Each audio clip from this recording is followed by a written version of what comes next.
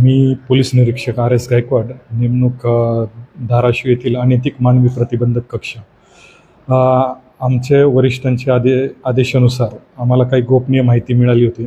माननीय SP madam आणि माननीय ॲडिशनल SP मॅडम तर त्यांनी याबाबत आम्हाला आदेशित केले होते की तामलवाडी येथील मिलन लॉजवर अवैध वेश्या व्यवसाय चालतो आहे, तरी आपण येथे कारवाई करावी.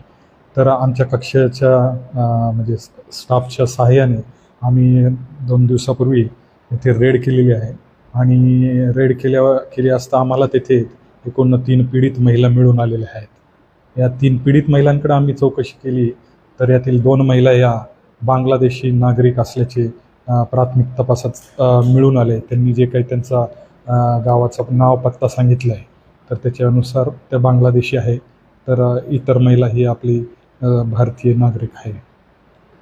आता सध्याच तरी प्राथमिक तपास चालू आहे. मुख्यतः बांगलादेशी नागरिक ज्या महिला आहे त्या अनुषंगाने आमचा तपास करण्याचा हे आहे, कारण भारतात म्हणजे अशा प्रकारे विदाऊट पारपत्र येणं हा सुद्धा एक गुन्हाच आहे.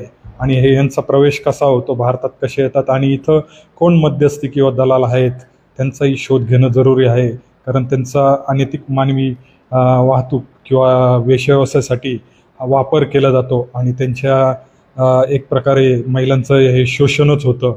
त्या जरी बांगलादेशी असल्या तरी त्यांचंही हे शोषण आहे आणि त्याचाही उलगडा करणं जरुरी आहे.